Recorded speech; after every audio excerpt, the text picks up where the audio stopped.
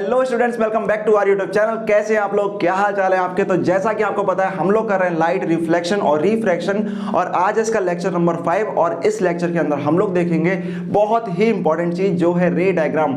अब रे डायग्राम में क्या आएगा हमारा, तो हम देखेंगे formation of image by convex and concave mirror. तो सबसे पहले हम लोग कॉनकेव मिरर से करेंगे, then we will move on convex mirror.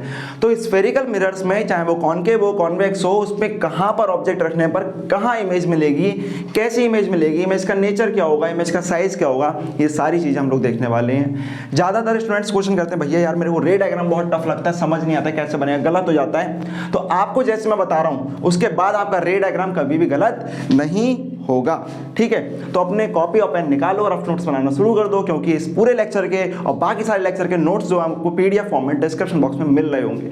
तो करते हैं शुरुआत कॉनकेव मिरर से। सबसे पहले देखेंगे पोजीशन ऑफ ऑब्जेक्ट, यानी पहले ऑब्जेक्ट को कहां पर रखा जाए। तो पहली जो कंडीशन होगी हमारी वो है एट इंफिनिटी। अगर हम ऑब्जेक्ट को कहां पर रखें, इंफिनिटी पर, ठीक है। अगर देखो ऑब्जेक्ट इंफिनिटी पर प्लेस है तो मैं उसकी दो कंडीशन होती है, दोनों कंडीशन आपको बताऊंगा, समझ में आ जाएगी आपको। अगर आपको ऑब्जेक्ट इंफिनिटी पर प्लेस करना है तो ये हमारा प्रिंसिपल एक्सेस हो गया, पोल हो गया, ये फोकस हो गया, सेंटर ऑफ कर्वेचर हो गया। अब उसे प्रिंसिपल एक्सेस के ऊपर मत रखना, क्योंकि जो इंफिनिटी होता है वो बहुत दूर होता है। इंफिनिटी कैसा बहुत दूर है। अब हम क्या करेंगे, जैसे मान लो ये इंफिनिटी, हम स्टार्स को कंसिडर कर सकते हैं एज एट इंफिनिटी, ठीक है। स्टार को कंसिडर करो, स्टार बहुत दूर है, आपका छोटा सा मिरर है, आपने उसकी तरफ फेस करके रखना है। क्या करना, उसकी तरफ फेस करना है। जब उसकी तरफ फेस करोगे तो वहां से लाइट रेस पैरेलल आएंगी, ठीक है। वहां से लाइट रेस पैरेलल आएंगे, क्योंकि इतना दूर है, हम वहां से आने वाली लाइट रेस को पैरेलल मान सकते हैं। तो जो पैरेलल लाइट रेस आएंगी वो मिरर पर डायरेक्टली इस तरह से स्ट्राइक करेंगी, और हमने इसका फेस उधर कर रखा है तो ये पैरेलल लाइट रेस इस मिरर के पैरेलल भी आएंगी, और हम कह सकते हैं इसके प्रिंसिपल एक्सिस के पैरेलल आएंगी। अभी कैसा दिखेगा देखते हैं। तो ये हमारा रहा ऑब्जेक्ट ए बी, ये ऑब्जेक्ट हमारा रहा यहाँ पर। अब यहाँ से जो लाइट रेस ट्रेवल करेंगी तो आपको वैसे ही करना है जैसे जैसे मैं करता रहूँगा। तो सबसे पहले आपको क्या करना है, आपको पॉइंट ए और बी हो गया, इस केस में आपको एक लाइट रे यहाँ से लानी है, ठीक है, और एक लाइट रे यहाँ से लानी है, ठीक, समझ में आ गया। दोनों लाइट रे प्रिंसिपल एक्सिस के पैरेलल आ गई। फिर आपने पढ़ा है कि कभी भी लाइट रे प्रिंसिपल एक्सिस के पैरेलल आती हैं तो वो रिफ्लेक्शन के बाद फोकस से होकर जाती हैं, ठीक है। मैं मार्कर से बना रहा हूं तो थोड़ा बहुत इधर उधर हो सकता है, आप लोग स्केल से बनाओगे तो बढ़िया बनेगा।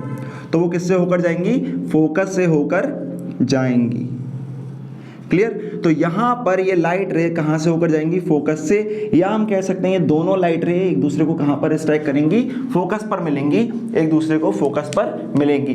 अब यहां पे देखो हमने क्या पढ़ी है, इमेज की डेफिनेशन सुनो। इमेज की डेफिनेशन में सुना है कि अगर लाइट रे किसी पॉइंट से ट्रेवल करती हैं और रिफ्लेक्शन और रिफ्रैक्शन के बाद जिस पॉइंट पर मिलती हैं, समझ रहे हो, जिस पॉइंट से ट्रेवल करती हैं, एक पॉइंट है वहां से लाइट रेस ट्रेवल कर रही हैं, और रिफ्लेक्शन और रिफ्रैक्शन के बाद जिस पॉइंट पर मिलती हैं उस पॉइंट को पहले पॉइंट की इमेज कहते हैं। नहीं समझ में आया, रिपीट करके देखो, इस पॉइंट को इस पॉइंट की इमेज कहते हैं। अब यहां पर वही है, यहां से लाइट रेस आ रही हैं, रिफ्लेक्शन के बाद जिस पॉइंट पर मिलेंगी वो पॉइंट इस ऑब्जेक्ट की इमेज होगा, ठीक है। अब यहां से जितनी भी लाइट रेज आएंगी सारी की सारी फोकस पर मिलेंगी। तो इस पूरे बड़े से ऑब्जेक्ट की इमेज छोटी सी हमें कहां मिल जाएगी, फोकस पर, जो कि होगी पॉइंट साइज की। समझ में आ गया। तो अगर ऑब्जेक्ट इंफिनिटी पर होता है तो उसकी इमेज हमें कहां मिलती है, एग्जैक्ट फोकस पर मिलती है। इसके अलावा एक केस और होता है, वो भी बताऊंगा मैं। तो इसकी इमेज जो मिलेगी वो कहां होगी, एट फोकस। तो पोजीशन ऑफ इमेज हो गई at focus. Nature of image क्या होगा, तो देखो ये जो लाइट रेज आ रही हैं वो रियल हैं, और एक्चुअली ये यहाँ पर मिल रही हैं, एक्चुअली यहाँ पर ये मिल रही हैं। और as we know when light rays actually meet any point, that point will be real image of that object और दैट पॉइंट, ठीक है। तो ये पॉइंट हमारा कैसा होगा, रियल। इसका मतलब जो इमेज होगी वो कैसी होगी, रियल। और भैया रियल के साथ इन्वर्टेड होता है फ्री, ठीक है। रियल के साथ inverted free, by one get one free होता ना। अब साइज ऑफ इमेज, साइज देखो ऑब्जेक्ट बहुत बड़ा है इंफिनिटी पर, लेकिन यहां पर जो इमेज मिलेगी वो पॉइंट साइज मिलेगी। पॉइंट साइज का मतलब इतना बड़ा ऑब्जेक्ट और इमेज मिल रही है इतनी सी, तो वो क्या हो गई, हाईली डिमिनिस्ड। हाईली डिमिनिस्ड, भैया आप हाईली कह रहे हो, ठीक है, तो डिमिनिस्ड मेरी बुक में लिखा था एक्सट्रीमली, हाँ भाई एक्सट्रीमली डिमिनिस्ड। एक्सट्रीमली का भी मतलब क्या होता है, बहुत ज्यादा। तो हाईली डिमिनिस्ड और एक्सट्रीमली डिमिनिस्ड। तो अगर कोई ऑब्जेक्ट यहाँ रखा होगा तो इमेज यहाँ पर मिलेगी, क्लियर हुआ।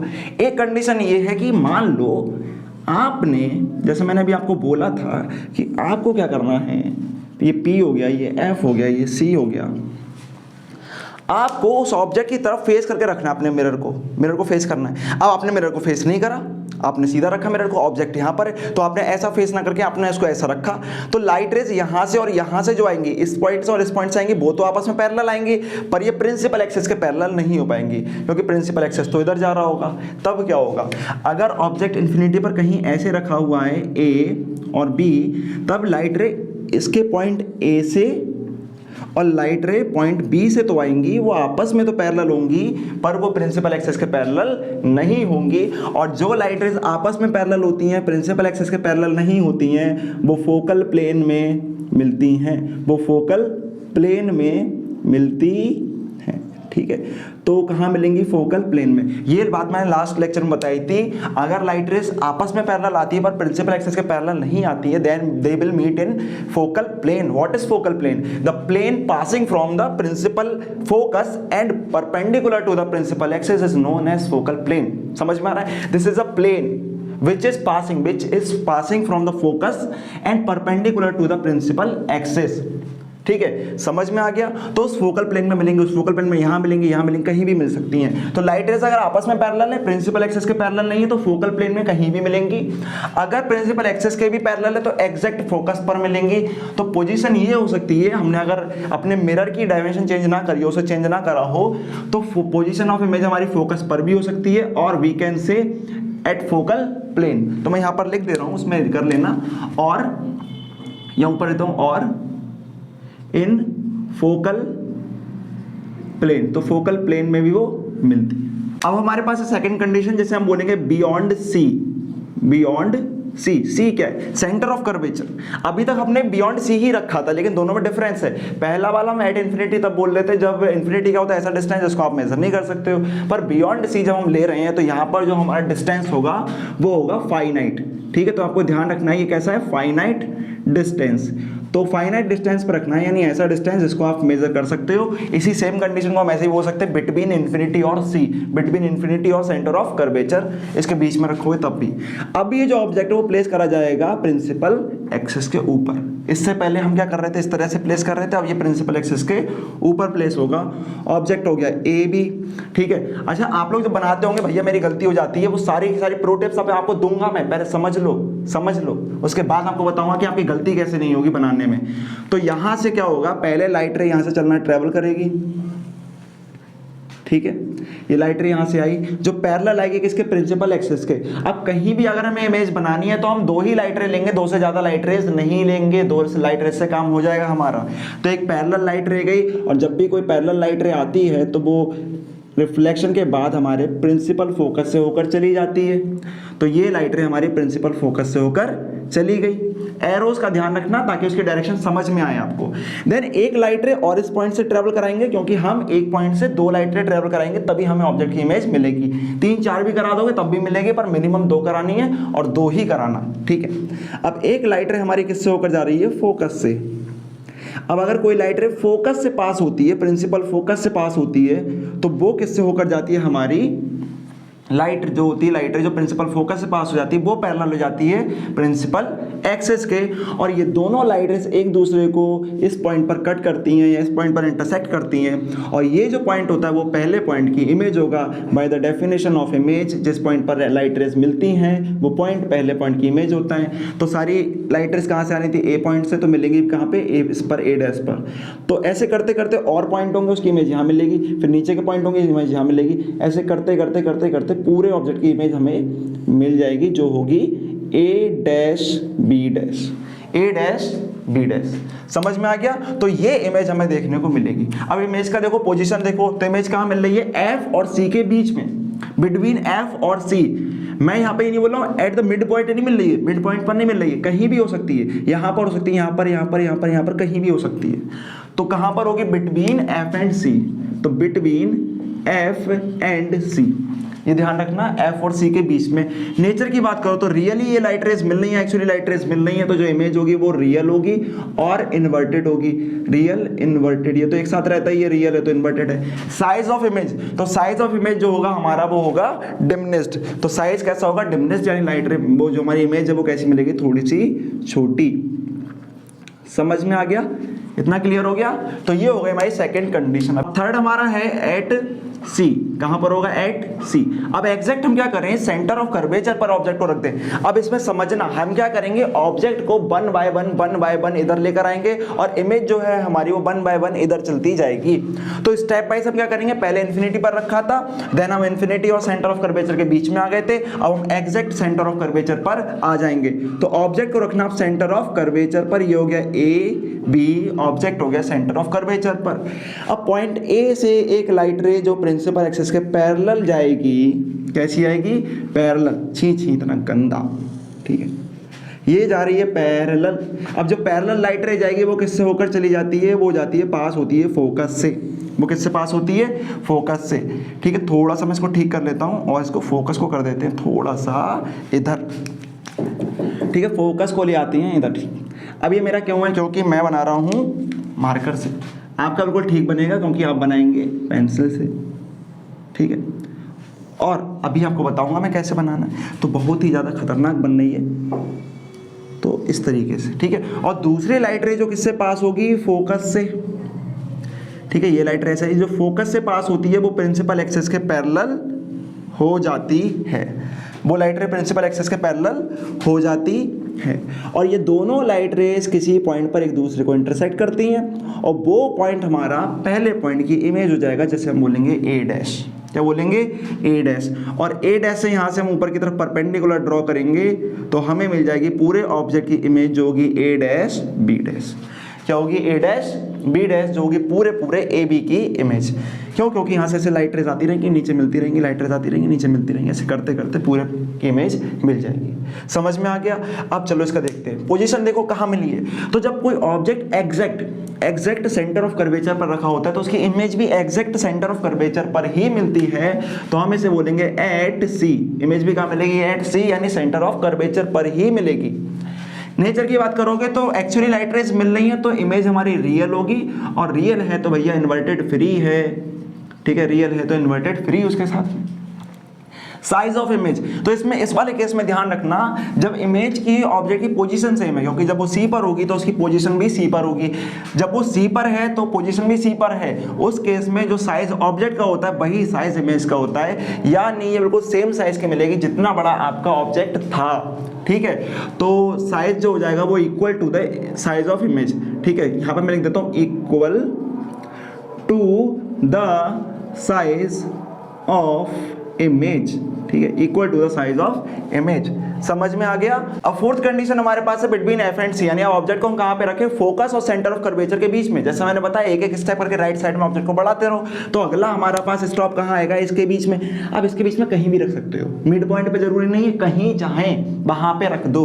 तो मैं रख देता हूं यहाँ पे, कहीं पे भी रख देता हूं, ताकि आपको ना लगे कि भैया यार मिड पॉइंट पे रखते हैं क्या, नहीं, कहीं भी रख दो, बस सी और एफ के बीच में होने चाहिए, उसके ऊपर नहीं होने चाहिए, बीच में होने चाहिए। तो वही होगा, एक लाइट रे ट्रेवल करेगी हमारे प्रिंसिपल एक्सिस के पैरेलल, ठीक है, पैरेलल वाली लाइट रे फोकस से होकर जाती है। समझ में आ गया ना, अब तो क्लियर हो गया होगा, ठीक है। फिर फोकस के पास होने वाली लाइट रे बाद में फोकस से जाने वाली लाइट रे हमारी रिफ्लेक्शन के बाद प्रिंसिपल एक्सिस के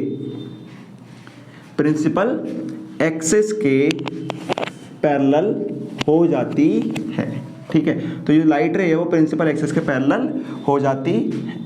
अब जहां पर ये मिलेंगी उस पॉइंट को हम पहले पॉइंट की इमेज बोल देंगे, जो होगा ए डैश। क्या हो गया, ए डैश। और ए डैश से ऐसे हम परपेंडिकुलर खींचते हुए जाएंगे, किस पे, प्रिंसिपल एक्सिस पे खींचेंगे, बनाएंगे एक परपेंडिकुलर ड्रॉ कर दो, तो हमें मिलेगी पूरी इमेज जो होगी ए डैश बी डैश। अब ये ए बी की इमेज हमें मिली ए डैश बी डैश। अब ये कहाँ मिली, तो इसके दो नाम बोल सकते हो, एक तो बोल सकते हो बियॉन्ड सी, तो कहाँ मिली हमें, बियॉन्ड सी, तो ये हो गया बियॉन्ड सी। और we can say between infinity and centre of curvature at finite और डेफिनेट डिस्टेंस, ठीक है। तो यहां पर जो मिल रही है हमको बियॉन्ड सी भी बोल सकते हो, या बोल सकते हो between infinity and centre of curvature, बात क्लियर हो गई, समझ में आ गया?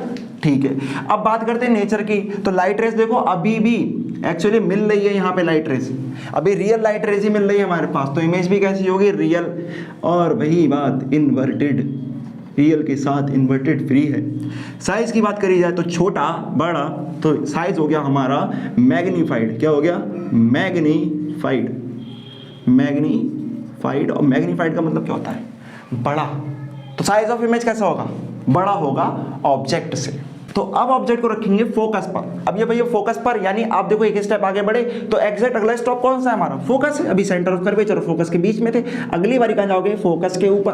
तो एग्जैक्ट ऑब्जेक्ट को कहां पे रख देना है? फोकस के ऊपर। ये आ गया ऑब्जेक्ट फोकस के ऊपर, ये हो गया हमारा ए और ये हो गया हमारा बी। ठीक है, अब क्या करोगे भाई? काम पुराना, लाइट रेस को ट्रेवल कराओ। लाइट रेस हमारी ट्रेवल करना शुरू हो गई, पैरेलल आई। ठीक है, जो पैरेलल आएगी वो फोकस से जाएगी। ठीक है, चली जा, चली गई। ठीक है, कहाँ से गई है? फोकस से होकर गई है। बहुत मेहनत से बना रहा हूं मैं, तुम भी बना लेना। ठीक है, अब देखो दूसरी लाइट रे क्या फोकस से पास हो सकती है? नहीं होगी। एक लाइट रे हमारी हो गई फोकस, पैरेलल गई और फोकस से चली गई, लेकिन अभी तक हम क्या कर रहे थे? जो दूसरी वाली लाइट रे थी वो फोकस से पास करते थे, लेकिन फोकस तो इसके नीचे ही है, तो लाइट रे तो पास हो गई, इधर चली जाएगी या ऊपर चली जाएगी, तो कहीं और तो जाएगी नहीं।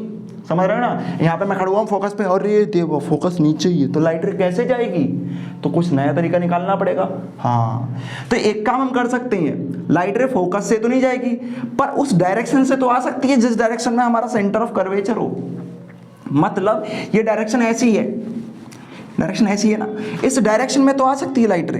किसकी डायरेक्शन में? देखो इसकी डायरेक्शन में, ऐसे इधर डॉटेड करना क्योंकि रियल नहीं है अभी मत करना, मतलब बाद में करना। तो ये इसकी डायरेक्शन से आ रही है, अब इसकी डायरेक्शन से यहाँ से लाइट रे से जा सकती है। हाँ भैया जा सकती है। फिर हमने पढ़ा था अगर कोई लाइट रे सेंटर ऑफ कर्वेचर की डायरेक्शन से आती है या सेंटर ऑफ कर्वेचर से आती है तो परपेंडिकुलरली स्ट्राइक करती है, और जो परपेंडिकुलरली स्ट्राइक करती है वो वापस लौट जाती है सेम पाथ पे, तो ये अपने सेम पाथ पे वापस लौट जाएगी। तो ये ऐसे चलती हुई चली गई, ये लाइट रे ऐसे वापस अपने पाथ पर लौट गई। तो ये लाइट रे और दूसरी वाली ये लाइट रे देखने में ये थोड़ी थोड़ी पैरेलल लग रही हैं, नहीं लग रही तो मान लो कैसी हैं? पैरेलल। अब तुमसे कोई पूछे भाई ये कहाँ मिलेंगी, तुम एक बात बोल देना, इसका पैरेलल लाइट रे ना, पैरेलल लाइट रे आपको पता कहीं नहीं मिलती है, तो कहाँ मिलती है? इन्फिनिटी पर। वो कहेगा अच्छा इन्फिनिटी पर मिलती है, तुम कहते ना हाँ जाके देख ले। तो इन्फिनिटी पर मिलेंगी, हम मान लेंगे कहाँ मिलेंगे? इन्फिनिटी पर। अब कॉन्सेप्चुअली ये लाइट रे कभी भी नहीं मिलती हैं, ध्यान है ना। पैरेलल लाइट रेस तो वही होती है ना जो कभी मिलती नहीं है, तो हम क्या बोल देंगे कि इन्फिनिटी पर मिलती है। भाई तू मान ले कि इन्फिनिटी पर मिलती है, तू खुश रहे, तू मान ले इन्फिनिटी पर मिलती है। तो बोले ऑब्जेक्ट कहाँ मिलेगा? इन्फिनिटी पर मिलेगा। तो पोजीशन कहाँ हो जाएगी? At infinity. ठीक है, इन्फिनिटी। समझ में आ गया? आगे नेचर ऑफ इमेज, अब मिलेंगी तो रियलिटी में मिलेंगी क्योंकि जा तो दोनों इधर रही, अगर धोखे से मिल गई, ठीक है, भगवान ने चाहा मिल गई तो मिलेंगी तो रियलिटी में मिलेंगी ना, तो ये कैसी हो जाएंगी? Real and inverted. तो रियल भी होगी तो इन्वर्टेड भी होगी। अब भैया इन्फिनिटी पर मिलेंगी तो देखो ये लाइट रेस दूर जा रही हैं, आप समझना, ये आगे ऐसे चलती जाएंगी, नीचे की तरफ ही तो जाएंगी, और जैसे जैसे आगे बढ़ेंगी और नीचे चलती जाएंगी, पर प्रिंसिपल एक्सेस तो सीधा ही रहेगा। तो इतना नीचे मिलेंगी, जो इमेज होगी वो एक्सट्रीमली मैग्नीफाइड तुमको मिलेगी। क्यों? क्योंकि लाइट रेस और नीचे जाएंगी। देखो प्रिंसिपल एक्सेस ऐसा है, लाइट रेस ऐसे नीचे चलती चली जाएंगी और प्रिंसिपल एक्सेस ऐसा रहेगा, तो इमेज और बड़ी मिलेगी और इन्फिनिटी पर जाकर और बड़ी हो जाएगी। तो तुम तो इसको बोल सकते हो भैया एक्सट्रीमली मैग्नीफाइड और यू कैन से मैग्नीफाइड, तब भी काम चलेगा, पर एक्सट्रीमली मैग्नीफाइड बोल दोगे तो मजा आ जाएगा। क्यों? उसको समझ में आ गया कि इमेज जो बहुत बड़ी मिलेगी। क्लियर? अब लास्ट कंडीशन हमारे पास है बिटवीन पोल एंड फोकस। अब ऑब्जेक्ट को देखो अगला कहाँ रख सकते हो भाई? पोल और फोकस के बीच में आ सकते हो। ये पोल हो गया, ये फोकस हो गया, इसके बीच में कहीं ऑब्जेक्ट को रख दें, तब क्या होगा? कैसी इमेज मिलेगी फिर देखते हैं। तो अभी तक हमें रियल इमेज मिल रही थी, ये ध्यान रखना। अब हमने पोल और फोकस के बीच में, फिर से वही बात, कहीं भी रख सकते हो, बीच का मतलब ये नहीं कि मिड पॉइंट पर। तो ये हो गया ए और ये हो गया हमारा बी, ये हो गया ए। ठीक है, अब एक लाइट रे इसके गई पैरेलल किसके? प्रिंसिपल एक्सेस के। तो प्रिंसिपल एक्सेस के पैरेलल जाएगी तो फोकस से होकर जाती है। ठीक है, फोकस से होकर चली गई। कैसे? फोकस से होकर चली गई। और उसके बाद वाली लाइट रे जा नहीं सकती। ऐसा नहीं कि फोकस से जाएगी और प्रिंसिपल एक्सिस के पैरेलल हो जाएगी, तो ऐसा नहीं होगा। तो फिर वही होगा कि जो मंजूर अमन होगा। तो लाइट रे एक ऐसी होगी जो जहाँ ऐसे लग रही होगी कि वो हमारे सेंटर ऑफ कर्वेचर की साइड से आ रही है, तो इसको ऐसे ऐसे ऐसे करना, यानी सेंटर ऑफ कर्वेचर की डायरेक्शन से आ रही है तो वो ऐसे जाएगी, ठीक है, जाएगी तो परपेंडिकुलर स्ट्राइक होगी। अभी भी बताया कि जो सेंटर ऑफ कर्वेचर की डायरेक्शन से आती है परपेंडिकुलरली स्ट्राइक होती है और उसके बाद वापस से अपने रास्ते पर लौट जाती है। अब पहले वाली लाइट रेज पिछले वाले केस में पैरेलल थी, इस वाले केस में फैल गई, और जब लाइट रेज फैल जाती हैं तो आगे नहीं मिलती हैं, फैलती हुई लाइट रेज आगे नहीं मिलती हैं। तो हमारी जो आंखें होती हैं उसको हमेशा ऐसा लगता है यार उधर से अगर कोई बंदा देख रहा है तो उसको ऐसा लगेगा कि लाइट रेज पीछे से आ रही हैं, समझ रहे हो ना। हमारी आंखें लाइट को हमेशा स्ट्रेट लाइन में ट्रेवल करता हुआ ही कंसीडर करती हैं, वो मानती ही यही हैं, उनको साइंस भी यही होता है। तो हमें लगेगा कि जैसे लाइट रेज कहीं पीछे से आ रही हैं तो पीछे से आती हुई लगेंगी और इस पॉइंट से आती हुई हमको लगेंगी। तो ए से आने वाली लाइट रे हमको इस पॉइंट से आती हुई लगेंगी, तो ए की इमेज हमें यहाँ पर ए डैश मिलेगी। देखो बेटा रियलिटी में ऐसा होता है, तो ये क्वेश्चन मत करना भैया ऐसे कैसे हो सकता है, क्योंकि रोज जो अपनी इमेज देख रहे हो जिस मिरर के अंदर, उस इमेज उसके अंदर भी तो ऐसा ही हो रहा है। तुम्हारे पास से जो लाइट रेज चल रही हैं वो मिरर के सरफेस से ही स्ट्राइक होकर वापस आ जा रही हैं, समझना, मिरर के सरफेस पे जाती हैं, स्ट्राइक होके वापस आ जाती हैं, लेकिन तुमको ऐसा लगता है कि इमेज तुम्हारी उसके अंदर है। तो सेम चीज़ तो फील हो रही है कि तुम्हें लग रहा है कि वो अंदर से आ रही है, तो हमारे यहाँ के यही लग रहा है। अब यहाँ से भी सेम ऐसा लगेगा कि लाइट रेज अंदर से आ रही हैं, तो इमेज उसे मिरर के अंदर देखने को मिलेगी। अब ये इमेज हमें अंदर जो मिलेगी उसमें रियलिटी में तो ऐसा नहीं हो रहा था, हमें सिर्फ लग रहा है कि लाइट रेज यहाँ पर मिल रही है, इसीलिए जो इमेज होगी वो हमारी इमेजिनरी, वो वर्चुअल होगी। तो सबसे पहले पोजीशन लिखते हैं, तो पोजीशन क्या हो जाएगी, बिहाइंड द मिरर। तो सबसे पहले क्या करोगे, बिहाइंड द मिरर। तो इमेज कहाँ मिलेगी, बिहाइंड द मिरर। नेचर कैसा होगा हमारे पास, वर्चुअल।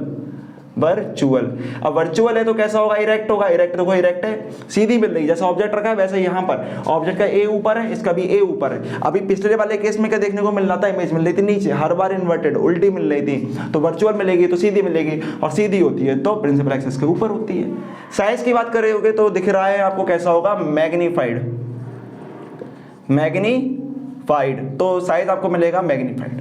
ये हो गई आपकी कॉनकेव की सारी कंडीशन। अब मैं आपको बताने वाला हूं कुछ प्रो टिप जिससे आपकी इमेज की फॉर्मेशन कभी गलत नहीं होगी। तो इसके लिए सबसे पहले आपको ये पता होना चाहिए कि कहां पर ऑब्जेक्ट रखते हैं और कहां पर इमेज मिलती है। तो आपको ये पता होना चाहिए कि यार मैं एक स्टेप राइट साइड में बढ़ता जाता हूं, इमेज में एक स्टेप लेफ्ट साइड में बढ़ती जाती है। क्लियर हो गया। और दूसरा, जब ऑब्जेक्ट हमारा फोकस और पोल के बीच में होता है तब जाके इमेज हमारी बिहाइंड द मिरर मिलती है। तो ये सारी कंडीशन पहले याद होनी चाहिए। तो कई बार ऐसा होता है गलतियां हो जाती हैं, और जो गलतियां होती हैं वो किस केस में होती हैं वो मैं बता रहा हूं। सबसे ज्यादा आपकी जो गलती होगी वो तब होगी जब ऑब्जेक्ट सेंटर ऑफ कर्वेचर पर होता है और इमेज भी सेंटर ऑफ कर्वेचर पर मिलती है।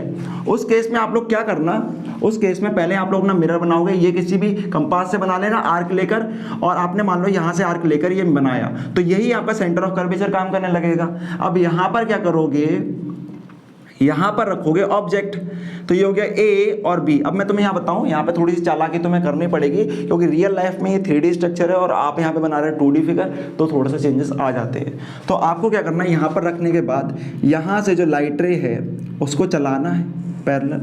अब आपको पता है कि मैंने ऑब्जेक्ट को सेंटर ऑफ कर्वेचर पर रखा है, तो इमेज भी मेरी सेंटर ऑफ कर्वेचर पर ही मिलनी चाहिए और उतनी ही बड़ी मिलनी चाहिए। तो थोड़ी सी चालाकी करते हुए जितनी इमेज का साइज है उतना ही नीचे एक पॉइंट लगा लेना। अगर मान लो इमेज का साइज मेरा इतना है, मार्कर से थोड़ा सा कम, तो मैं मार्कर से थोड़े से कम पे क्या लगा लूँगा, यहाँ पे पॉइंट। ठीक है, लगभग मैंने ये पॉइंट लगा लिया जो इसके नीचे ही है।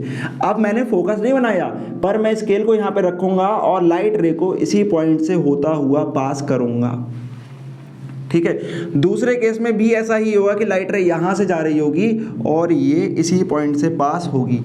देखो लगभग इसी पॉइंट से पास होगी और यहीं पर हमको इमेज मिल जाएगी और इसको हम बोल देंगे फोकस। कितनी बढ़िया चालाकी हमने करी और बना ली image A dash B dash. समझ में आया? मतलब फोकस पहले नहीं बनाया, पहले पता था इमेज कहाँ मिलेगी, क्योंकि हम याद करके आए ना घर से। ऐसा थोड़ी ना वहाँ पे जाके वही रखता हूँ और सोचूंगा इमेज कहाँ मिलेगी, ऐसा नहीं होगा। पता है ना हमको इमेज कहाँ मिलेगी, तो पहले हमने पॉइंट लगा दिया, उतना ही बड़ा मिल गई इमेज। ऐसे चालाकी करनी है आपको। तो इसी तरीके से बाकी सारे केसेस में करते रहोगे, इमेज आपकी सही मिलेगी। अब हमारे पास है formation of image by convex mirror. अब कॉन्वेक्स मिरर में सिर्फ 2 ही पोजीशन होती हैं और ऑब्जेक्ट के 2 ही पोजीशन पर रखा जाता है। अब ये 2 पोजीशन क्यों होती है अभी मैं आपको समझाता हूँ। तो सबसे पहले पोजीशन की बात कर लें, उसके बाद शुरुआत करेंगे। तो सबसे पहला तो भैया ऑब्जेक्ट इन्फिनिटी पर ही होगा, ठीक है। ये ऑब्जेक्ट हो गया ए और ये हो गया बी, ये कहाँ पर है, इन्फिनिटी पर। तो दोनों कहाँ पर, ये ऑब्जेक्ट ए बी कहाँ है, इन्फिनिटी पर रखा हुआ है। पहली कंडीशन तो सेम है। तो ए पॉइंट से लाइट रे चलेगी जो प्रिंसिपल एक्सिस के पैरेलल होगी, और बी पॉइंट से भी लाइट रे चलेगी जो प्रिंसिपल एक्सिस के पैरेलल होगी। छी छी कैसी गंदी सी बनी है लाइट रे। पैरेलल बन जा भाई, पैरेलल बन गई। थोड़ी दूर से देखने में गंदी लग रही होगी, समझ सकता हूं मैं। तो ये पैरेलल लाइट रे चल रही प्रिंसिपल एक्सिस के। अब ये है कॉन्वेक्स मिरर, तो ये डाइवर्जिंग मिरर है। अब डाइवर्जिंग है तो लाइट रे को डाइवर्ज कर देगा, तो लाइट रे ऐसे चली जाएगी, ऐसे चली जाएगी। तो हमने पढ़ा है कि जब भी light rays, when light raise coming parallel to the principal axis of a convex mirror they appear to coming from the point which is known as focus। तो ये फोकस से ही आती हुई लगेंगी। तो हमको ऐसा लगेगा कि ये लाइट रेज इस पॉइंट से आ रही है, जबकि ये चली जाएंगी ऊपर, ये भी चली जाएगी इधर। अब भैया ये इधर तो कभी नहीं मिलने वाली है, तो लाइट रेज जब मिलती हैं तभी तो इमेज मिलती है।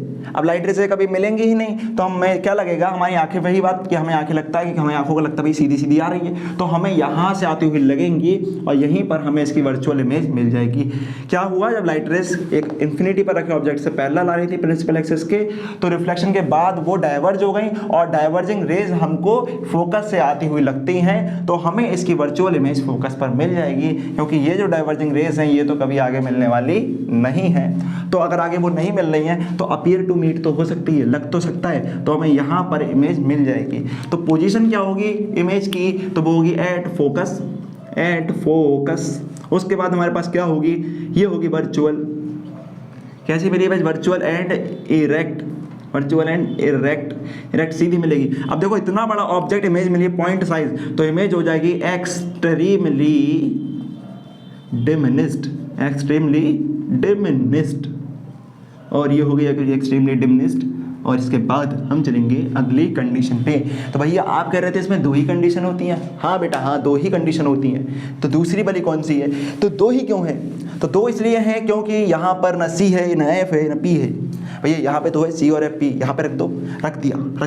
तुमने कहा मैंने रख दिया, पर मिरर के पीछे कुछ रखोगे तो इमेज कहाँ मिलेगी भाई, मिरर के पीछे रख दिया, यहाँ पे रख दो, यहाँ पे रख दो, यहाँ पे रख दो, कुछ इमेज मिलेगी नहीं मिलेगी। तो मिरर के पीछे खड़े हो जाओ, आ गए भैया मिरर के पीछे, दिख नहीं रहा हूँ मैं, दिख जाओगे नहीं, तो यहाँ पे पॉलिश करी हुई है ना, तो यहाँ पे आगे कुछ पता ही नहीं है, क्या बोलोगे इसको आगे, कोई रास्ते कुछ जगह का नाम है, कुछ जंगल में हो गए, जंगल में कुछ एड्रेस ही नहीं है, शहर में चलेगा पता चलेगा भैया इस वाले की दुकान के पास खड़ा हूँ, मैं इस मोहल्ले में खड़ा हूँ, पता है यहाँ पे कुछ है नहीं, बोले कहाँ है जंगल में। तो ऐसे यहाँ पर भी कहीं भी एट एनी वेयर, ठीक है, एट एनी वेयर नहीं बोलेंगे, in front of mirror. Object रखा हुआ है हमारा इन फ्रंट ऑफ मिरर, यानी कहीं भी आप रख सकते हो, जैसा बताया मैंने, यहाँ पे कहीं भी कुछ नाम है ही नहीं। अब यहाँ से एक लाइट रे कैसे चलेगी, पैरेलल, तो पैरेलल लाइट रे जा रही है। अब पैरेलल जाएगी तो फोकस से आती हुई लगेगी। अब ये भी बताया था ना, पैरेलल आती है तो कहाँ से लगता है कि जैसे वो फोकस से आ रही हो, तो वो इसी रास्ते पे डाइवर्ज हो जाएगी। वैसे तो यहीं से डाइवर्ज हो गई ना, लेकिन हमारी आंखों को क्या लगेगा कि यहाँ से आ रही है।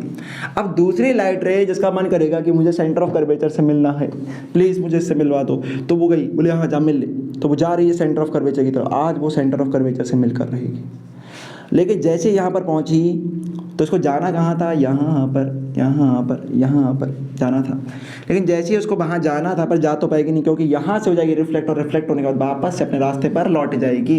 अब ये दोनों लाइट रेस फैल रही हैं, डाइवर्ज हो रही हैं, और डाइवर्जिंग रेस कभी भी मिलती नहीं है। पैरेलल तब भी मिल सकती हैं कहाँ पर, इन्फिनिटी पर मान लेते हैं, पर डाइवर्जिंग तो मिल भी नहीं सकती इन्फिनिटी पर, क्योंकि जैसे जैसे जाएगा इन्फिनिटी पर वो तो और दूर होती चली जाएंगी। तो ये दोनों लाइट रेस हमको यहाँ से पीछे से आती हुई लगेंगी और एक दूसरे को यहाँ पर ये मिलेंगी। तो यहाँ पर हमें ए डैश मिलेगा और परपेंडिकुलर ड्रॉ करने पर मिलेगी हमें image A dash B dash, जो होगी हमारी वर्चुअल इमेज। ठीक है, तो इस तरह से हमें इमेज देखने को मिलेगी। अब ये इमेज मिली कहाँ है, पोल और फोकस के बीच में, तो हम बोलेंगे क्या, बिटवीन P एंड F। अब इमेज है कैसी, वर्चुअल। वर्चुअल क्यों भैया, क्योंकि डाइवर्जिंग रेस थी, वो डाइवर्जिंग रेस हमें कहीं से आती लगती रही हैं, हमने लगा पीछे से आ रही हैं, तो इमेज होगी वर्चुअल और इरेक्ट। वर्चुअल और इरेक्ट। साइज देख के ही लग रहा है छोटा, डिमिनिस्ड,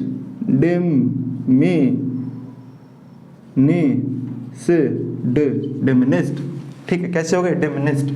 समझ में आ गया। तो ये हमारी हुई formation of image by convex and concave mirror. अब इसके बाद हमारे शुरू होंगे न्यूमेरिकल, और कुछ इसके यूजेस वगैरह भी हैं, उनकी बात भी हम लोग कर रहे होंगे। अब समझते हैं पहले यहाँ पर कि ये हमारे फॉर्मेशन ऑफ इमेज समझ में आ गई, दोनों की, कॉनकेव की, कॉन्वेक्स की। तो हमने देखा कि कॉनकेव मिरर में होती हैं 6 कंडीशंस और कॉन्वेक्स में होती हैं ओनली 2 कंडीशंस। कॉनकेव के अंदर पहली जो 5 कंडीशंस है उनमें हमें रियल इमेज मिलती है और इरेक्ट होती है, वो रियल होती है और इन्वर्टेड होती है, और लास्ट वाली जो कंडीशन होती है उसमें मिलती है हमें वर्चुअल इमेज। ठीक है, फिर जब हम बात करते हैं कॉन्वेक्स की, तो इसमें हमें दोनों ही कंडीशन में वर्चुअल इमेज मिलती है। कुछ और चीजें कंक्लूड हुई हमारे पास। जब भी रियल इमेज मिलती है तो वो मिरर के उसी साइड मिलती है जहां पर ऑब्जेक्ट होता है। रियल इमेज हमेशा इस साइड मिल रही थी, लेफ्ट साइड में मिल रही थी, यानी उसके रिफ्लेक्टिंग सरफेस की साइड मिल रही थी। और जब भी वर्चुअल इमेज मिल रही है तो वो मिरर के पीछे मिल रही है। अभी हम लोग इसके यूजेस वगैरह देखने वाले हैं। ठीक है, चलो फिर तो यूज हम कहाँ कहाँ करते हैं वो समझना। तो जो हमारे पास कॉनकेव मिरर होता है, तो कॉनकेव मिरर का यूज हम लोग करते हैं मेकअप मिरर की फॉर्म में। क्यों, क्योंकि इसमें जब कॉनकेव में जो ऑब्जेक्ट होता है वो फोकस और पोल के बीच में रखा होता है, हमने देखा था फोकस और पोल के बीच में रखा होता है, तो वहां पे इमेज बहुत बड़ी मिलती है, तो उसका यूज कॉनकेव मिरर का यूज करा जाता है। कॉनकेव बोल रहा हूं मैं, कॉनकेव का यूज करा जाता है मेकअप मिरर की जगह पर। तो मेकअप मिरर में क्या होता है ना, पास में मुंह देखना होता है ना अपना बड़ा सा, तो हम क्या करते हैं एक बड़ा सा वहां पे कॉनकेव मिरर लगा देते हैं, जिसका फोकस जो होता है वो थोड़ा दूर होता है, तो वैसे पास में जाके देखते हैं तो हमें अपना चेहरा कैसा दिखता है, बड़ा होकर दिखता है। ठीक है, इसी तरीके से शेविंग मिरर की जगह भी यूज करा जाता है, शेविंग मिरर में यूज करा जाता है, पर अब इतना ज्यादा नहीं करते हैं, वहां पे आपके नॉर्मल मिरर्स ही लगे होते हैं, पर शेविंग मिरर में भी कॉनकेव का यूज करा जाता है। इसके अलावा जो डेंटिस्ट होता है, कभी डेंटिस्ट के पास गए होगी तो उनके हाथ में कुछ ऐसा इंस्ट्रूमेंट होता है और सामने ऐसा बाहर की तरफ से मुड़ा हुआ लगा होता है मिरर टाइप का हिस्सा, तो उसको आपको ऐसे मुंह में डालता है, आपके दांत ऐसे देखता है, उसको दिख जाता है, क्योंकि इस साइड में जो इतना हिस्सा लगा हुआ होता है वो क्या होता है आपका कॉनकेव मिरर। तो आपके दांत के पास लगाता है, पड़ोस में ले जाता है, आपको बड़ी सी इमेज आपके दांत की दिख जाती है। ठीक है, इसके अलावा कॉनकेव मिरर कहाँ यूज होता है, तो हेडलाइट्स जो होती हैं, हेडलाइट्स किसकी भैया, गाड़ी की, आपके सिर की नहीं, हेडलाइट गाड़ी की हेडलाइट, या हम बात करें और क्या बात करेंगे, टॉर्च लाइट में, टॉर्च लाइट में ऐसी बोल लिख देता हूँ, फिर होती है सर्च लाइट में। तो ये जो भी लाइट है ना, इनमें भी यूज होता है क्या, कॉनकेव मिरर। कैसे यूज होता है समझना, नॉर्मल टॉर्च देखी है ना, ऐसे दिख रही होती है टॉर्च, और टॉर्च के बाहर तो सामने तो ट्रांसपेरेंट वो लगा हुआ होता है हमारा लेंस वगैरह, लेकिन ऐसे अंदर की तरफ ना बल्ब होता है। बना देता हूँ मैं, बना देता हूँ, देखो ये मेरी गंदी सी टॉर्च बनाई मैंने, ठीक है। तो जो अंदर वाला हिस्सा है ना, ये कैसा होता है, कॉनकेव होता है। ये कैसा दिख रहा है आपको, कॉनकेव, क्योंकि यहाँ पर जो बल्ब लगा हुआ है, तो बल्ब से जो लाइट रेज यहाँ पे निकलेंगी, वो लाइट रेज यहाँ पे ऐसे निकलेंगी, तो वो इससे कन्वर्ज हो जाएंगी, और कन्वर्ज होने के बाद वो ज़्यादा दूर तक जा पाएंगी।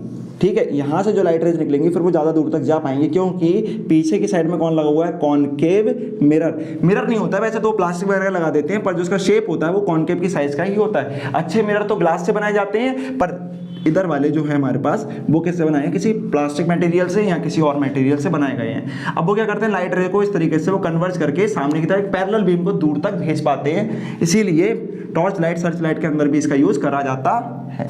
समझ में आ गया आपको, ये क्लियर हो गया। तो ये बातें आपको ध्यान रखनी है। अब इसके बाद हमें समझना है कॉन्वेक्स का यूज। तो भैया कॉन्वेक्स का यूज बहुत इंपॉर्टेंट है, यहीं पे आपको क्वेश्चन बनेगा। कॉन्वेक्स का जो यूज है सबसे पहला तो होता है आपका स्ट्रीट लाइट में। स्ट्रीट लाइट बेटा दोनों में डिफरेंस समझना, इसका टॉर्च लाइट में हो रहा है, जहां पे लाइट हमको ज्यादा दूर तक भेजनी है, और दूर तक भेजनी है तो हम चाहते हैं वो फैले ना, फैलेगी तो यहीं पे खत्म हो जाएगी, एनर्जी यहीं पे खत्म हो जाएगी। फिर हमने सोचा स्ट्रीट लाइट, तो भाई स्ट्रीट लाइट में ज़्यादा दूर भेजनी होती नहीं, आपका पोल नॉर्मली 20 फीट 15 फीट से या 25 फीट्स पर होता है, और वहाँ से लाइट रे को ज़्यादा एरिया में डिस्ट्रीब्यूट करना होता है। पोल लगा हुआ है ऐसे, यहाँ से लाइट रे ऐसे जा रही है, इसी तरीके से जाएगी ना, तो हमें फैलानी है। तो फैलाने के लिए कौन सा यूज होता है, कॉन्वेक्स, क्योंकि कॉन्वेक्स होता है डाइवर्जिंग लेंस। अब जो डाइवर्जिंग है वो लाइट रे को डाइवर्ज करेगा। तो मान लो ये हमारा क्या लगा हुआ है, पोल, यहाँ पर लगी हमारी लाइट, और यहाँ पर है इस तरह से लगे होते हैं, मतलब जो लाइट है इसमें यहाँ पर लगा हुआ बल्ब, और बाद में तो बाहर का जो भी होगा यहाँ पे बल्ब है ना, तो यहाँ से जो लाइट रेस से निकलेगी, ये लाइट रेस ऐसे जा रही है, वो ज़्यादा हिस्से में फैल पाएगी, और आपके पुराने बुजुर्ग लोग जिस लाइट में पढ़ाई करी थी वो लाइट इसी तरीके से फैल जाती थी, ठीक है। तो आपके पापा वगैरह ने स्ट्रीट लाइट में पढ़ाई करी थी ना, सबने करी थी ना, हमारे पेरेंट्स स्ट्रीट लाइट में पढ़ाई करते थे, उनके घर पे लाइट नहीं थी, अगरबत्ती से भी करते थे वो लोग उसकी रोशनी में। तो यहाँ से लाइट रे फैलती थी, यहाँ से लाइट रे फैल जाती है हर तरफ। इसीलिए जो स्ट्रीट लाइट होती है उसमें डाइवर्जिंग लेंस का यूज़ करते हैं, डाइवर्जिंग मिरर का जो कि है कॉन्वेक्स। इसके बाद अगर बात करें तो हमारे जो सिक्योरिटी मिरर है उसकी जगह पे भी इसका यूज़ करा जाता है। सिक्योरिटी मिरर क्या होते हैं, तो ऐसे पहले ना शॉप होती थी, वहाँ पे ना बड़ी सी सुपरमार्केट वगैरह की शॉप हो गई, बहुत बड़ी शॉप है तो वहाँ पे चोरी वगैरह का डर रहता है, ठीक है। तो चोरी वगैरह ना हो जाए इसलिए वहाँ पे सिक्योरिटी मिरर यूज़ करते थे। अब भाई पहले उनके पास ना सीसीटीवी के पैसे नहीं होते थे, तो बड़ा सा कॉन्वेक्स मिरर लगाते थे।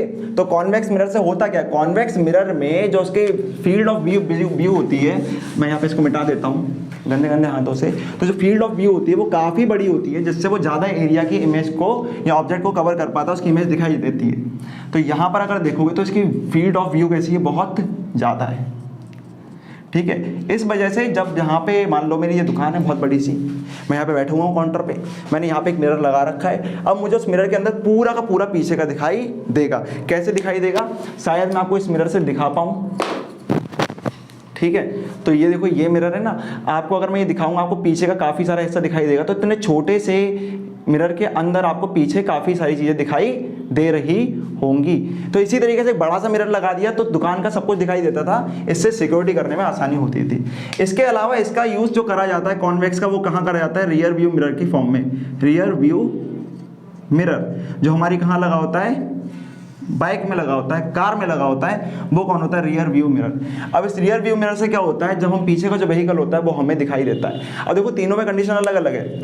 अब इसका यूज़ क्यों करते हैं, उसका रीज़न ये, सबसे पहला रीज़न ये है कि इसकी व्यू फील्ड ज़्यादा होती है, तो हमको पीछे से आते हुए ज़्यादा व्हीकल्स दिखाई देंगे। पीछे से जो व्हीकल्स आ रहा है उसमें ज़्यादा व्हीकल हमको इसमें दिखाई दे पाएंगे क्योंकि व्यू फील्ड बड़ी है। दूसरा, ये हर कंडीशन के अंदर, जो भी हमने पीछे दोनों कंडीशन देखी थी ना, उसमें हर कंडीशन के अंदर ऑब्जेक्ट चाहे कहीं पर भी प्लेस हो, हमेशा वर्चुअल इमेज बनाता है। अब वर्चुअल होगी तो इरेक्ट भी होगी, इसका मतलब हमें जो इमेज मिलेगी वो हमेशा सीधी सीधी मिलेगी, सीधी इमेज ही देखने को मिलेगी। क्लियर हो गया। तो ये हमारा फायदा हो गया कि हमें सीधी इमेज देखने को मिलेगी, ठीक है। और दूसरा, ये छोटी मिलेगी, डिमनिस्ट। तो इससे हमारा फायदा ये हो जाएगा कि अगर हम छोटा सा मिरर भी लगाएंगे तो उसमें हमें बड़े बड़े ऑब्जेक्ट की पूरी पूरी इमेज देखने को मिल जाएगी, क्योंकि छोटी इमेज मिल रही तो छोटे से मिरर में भी पूरी इमेज आ जाएगी, क्योंकि वो इमेज हो गई छोटी। तो इसीलिए इसका यूज करा जाता है। रीजन क्या थे हमारे पास, सबसे पहले इसका व्यू फील्ड ज्यादा होती है, ज्यादा एरिया कवर करता है, पीछे के ज्यादा व्हीकल हमको दिखाई दे पाते हैं। दूसरा, इसके अंदर जो इमेज मिलती है वर्चुअल इरेक्ट मिलती है और छोटी मिलती है, जिसकी वजह से हम पीछे के आने वाले व्हीकल सीधे और छोटे दिखाई देते हैं। समझ में आ गया। अब भैया हम क्या इसका कॉनकेव का यूज नहीं कर सकते इसमें? नहीं, कॉनकेव का यूज इसलिए नहीं कर सकते, कॉनकेव में डिफरेंट कंडीशन में डिफरेंट जगह पर इमेज मिलती है, और सबसे बड़ी बात उसमें जो इमेज मिलती है वो होती है रियल, और रियल इमेज जो होती है वो हमेशा होती है इन्वर्टेड। तो भैया ट्रक आ रहा है नीचे और फिर तुम्हें लगेगा उसमें आ रहा है ऊपर, ठीक है, समझ रहे हो ना। तो उसके बाद पता क्या होगा, जैसे जैसे आगे आता रहेगा उसकी जो कंडीशन है वो भी चेंज होती रहेगी। जैसे पहले हमने देखा था दूर होता है ऑब्जेक्ट तो छोटी इमेज मिलती है, पास आता जाता तो बड़ी इमेज मिलती है, उल्टी होती है। एकदम से जैसे ही वो फोकस और पोल के बीच में आता है, इमेज एकदम से सीधी हो जाती है और वर्चुअल हो जाती है। ऐसा ही मिलेगा।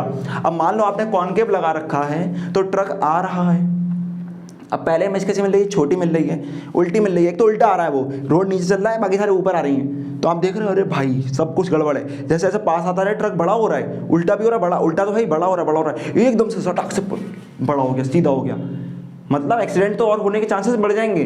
तो इसीलिए कॉनकेव का यूज़ नहीं कर सकते। अच्छा भैया मैं प्लेन मिरर का यूज़ कर सकता हूँ, उसमें भी तो इमेज मुझे वर्चुअल मिलती है, सीधी मिलती है? नहीं, क्यों नहीं कर सकते? क्योंकि प्लेन मिरर में ना इमेज छोटी नहीं मिलती है। अब तुम्हें इतने बड़े ट्रक को देखने के लिए एक बड़ा सा प्लेन मिरर लगाना पड़ेगा, तो अपनी गाड़ी में एक बड़ा सा प्लेन मिरर लगा के नहीं घूमोगे। तो डिमनिस्ट भी मिलती है, इस वजह से भी इसका यूज़ करा जाता है। प्लेन मिरर में सेम चीज़ होती है, वर्चुअल मिलती है, इरेक्ट मिलती है, लेकिन उसमें जो इमेज है वो छोटी नहीं मिलती है, इसकी वजह से हमें बड़ा मिरर यूज़ करना पड़ेगा। दूसरा, इसकी व्यू फील्ड भी ज़्यादा नहीं होती है। तो व्यू फील्ड ज़्यादा होने की वजह से, वर्चुअल इरेक्ट होने की वजह से और डिमनिस्ट होने की वजह से हम रियर व्यू मिरर का यूज़ करते हैं अपने व्हीकल्स के अंदर। तो ये रहा हमारे मिरर्स के यूज़। अगले लेक्चर के अंदर हम लोग कुछ फॉर्मूलाज को कवर करेंगे, इसके बाद शुरू होंगे न्यूमेरिकल, और बहुत ही ज़्यादा मजा आने वाला है। तब तक के लिए अपनी तैयारी में लगे रहो, नोट्स को डाउनलोड करो और पढ़ते रहो। मिलते हैं